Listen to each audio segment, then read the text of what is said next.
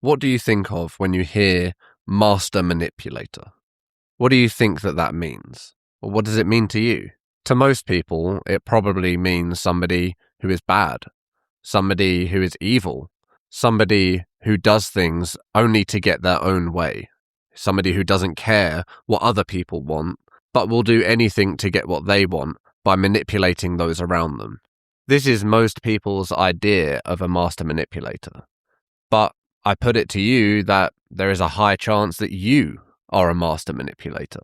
You just don't identify as such. Because what is a manipulator? It is somebody who contorts, who changes, who seeks control.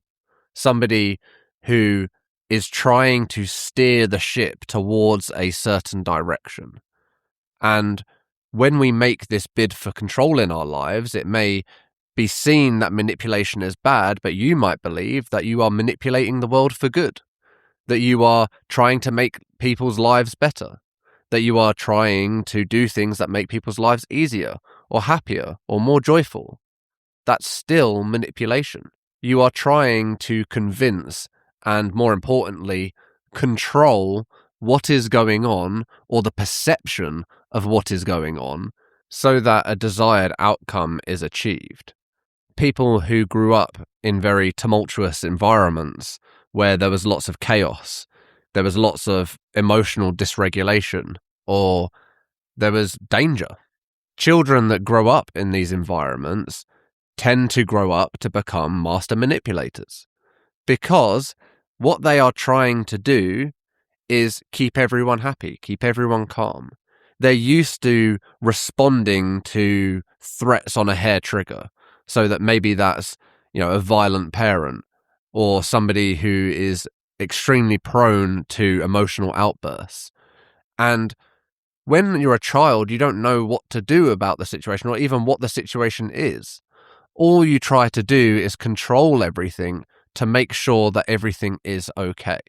So that might be that if somebody is constantly flying off the handle and going into a rage when things are dirty, it would be to make sure that everything's clean, to clean up all the surfaces, to pick up all your toys, make sure your bedroom's clean.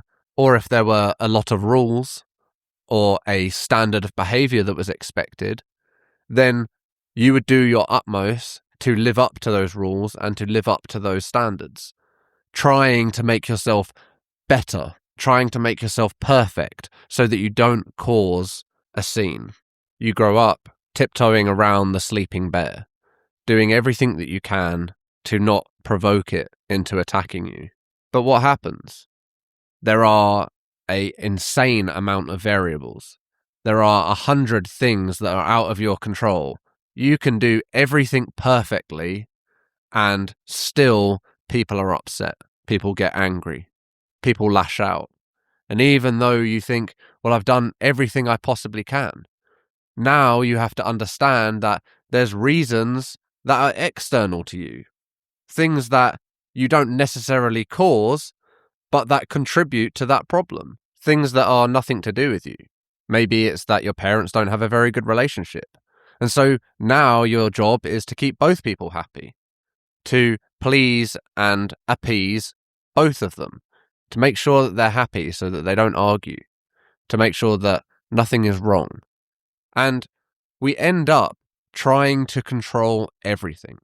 All of the variables, everything in life becomes something to schedule, a plate to spin, something to do, a responsibility that you are there to assume. And this, of course, follows you into your adult life where you have very little boundaries. You end up people-pleasing. You end up doing things to make other people happy at the expense of yourself. How could you not? This is your way of controlling what goes on around you, is to insert yourself into it and try to hold it together.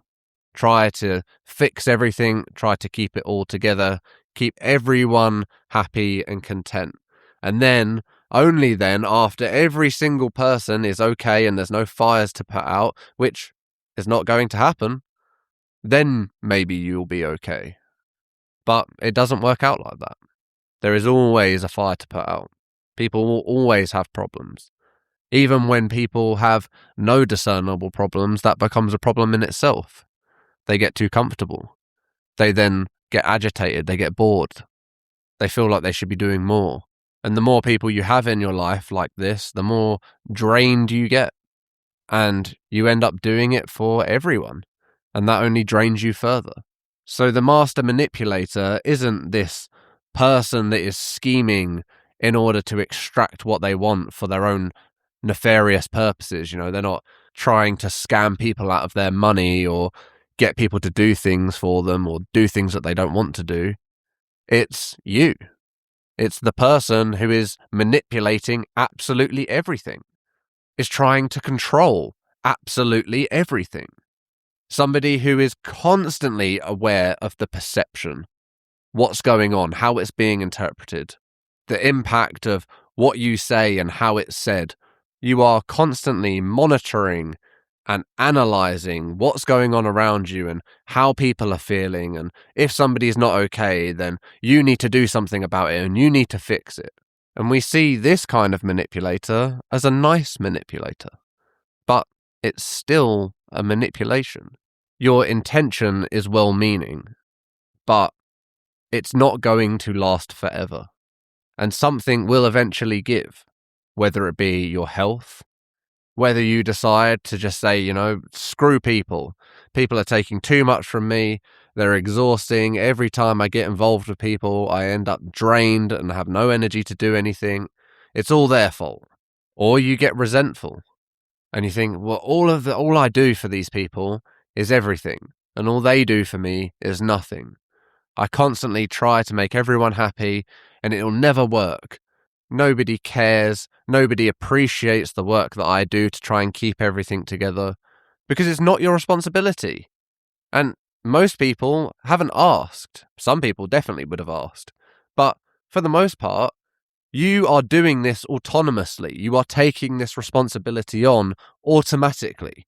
People don't even have a chance to self-regulate or self-correct, because as the problem has developed, you've jumped straight in to solve it. You've picked it up and assumed it as your own. And why? Because you cannot be okay until everyone around you is okay. And this means that everyone else on the other side of you has to be okay, even those people that care about you. They have to pretend like they're okay. So you are manipulating others into convincing you that they're okay so you can be okay. It's setting off this whole series of chain reactions that you have no idea about, and you cannot comprehend until you fully realize what doing what you're doing is doing. By trying to control everything, even though you're well-intentioned, even though it's because you want the best for everyone and you want people to be happy, it's not your job, and you cannot do that job. You are terrible at that job and you've been doing it all your life, and that's not your fault. It's that nobody can do that job. It is impossible, and yet despite it being impossible, you are there trying and convincing everyone that you can do it. Whether you're doing that verbally or subconsciously, that is what you are doing. You are telling people that you have this, that you will do this. You are the emotional regulator. You are the emotional sponge. You will do whatever you can to suck it up and take it away from other people. And that might be because you believe that that's your role. It might be that you believe that you have to do that because no one else is going to. It might be that you believe that you have to do it or the world's going to blow up. But until you realize that that is not your place, and that doing this is causing a perpetual set of misery on yourself that is affecting the people that you care about, that is affecting the people that you're trying to help, it's outdated. You did it when you were a child to keep you safe. But now it is poison. It's something that you have outgrown, something that is tarnishing all your relationships now. It's not keeping them together, it's poisoning them.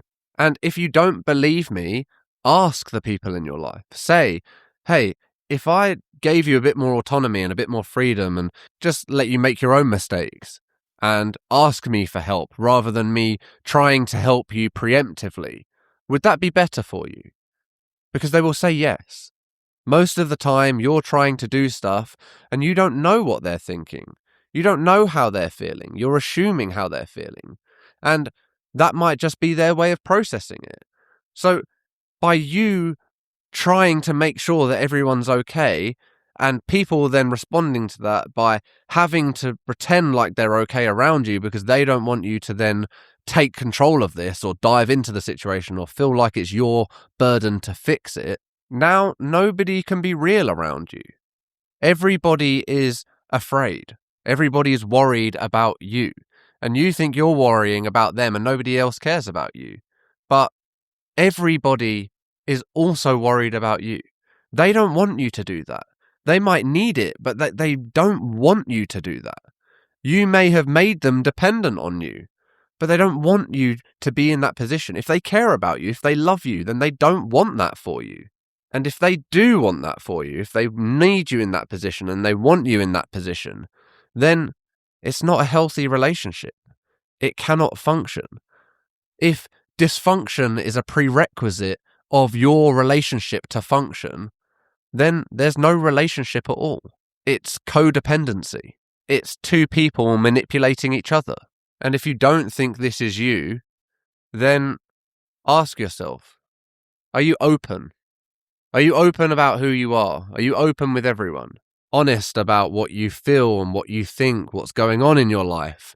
You know, your problems, your burdens. Are you open about this? Because probably not, right? Like, you've got huge walls. You don't let anyone in. You don't let people understand what you're thinking or what you're feeling. And these walls are the mask. You have to be manipulating in order to have these walls. You have to be putting up defenses all the time so that nobody can really get to the real you. So they can't see what you're thinking. They can't see what you're feeling. You are putting out this projection, this mask that is defending you from anyone seeing how you're really feeling, what you really think. It's all a manipulation. The fake smile, the niceness, the idea that you're just fine, that you're okay. And if you're doing all this, you're not okay. You're not. You are taking on the burdens of the world. You are living a lie. You are masquerading as somebody completely different to who you really are. You are not authentic. You are not living in the present moment. You are constantly faking and manipulating your way through life because you want other people to be okay, or you want to be okay, but you don't know how to do it for yourself. You have worn the mask for so long, you don't know where to find the genuine you. You don't know how to unmask yourself. You don't know how to reveal yourself. And you probably feel like a lot of terror around that because, my God, you know, if you took off that mask, everyone would see that you were faking the whole time. And how can you admit that? You know, you might have been doing this for 30, 40, 50 plus years. You've been faking around everyone and convincing them of all of these things. And now all of a sudden you're going to tell people, well, that's not real. That's not how I really think. That's not what I really feel. That's not who I really am. That's terrifying. And it may be terrifying, but it is necessary. When you say, oh, I'm not quite sure what it is, I'm not sure what I have to do, I'm not sure what the work is, I'm not sure how to go about my life or make myself feel complete, make myself feel connected, it's that.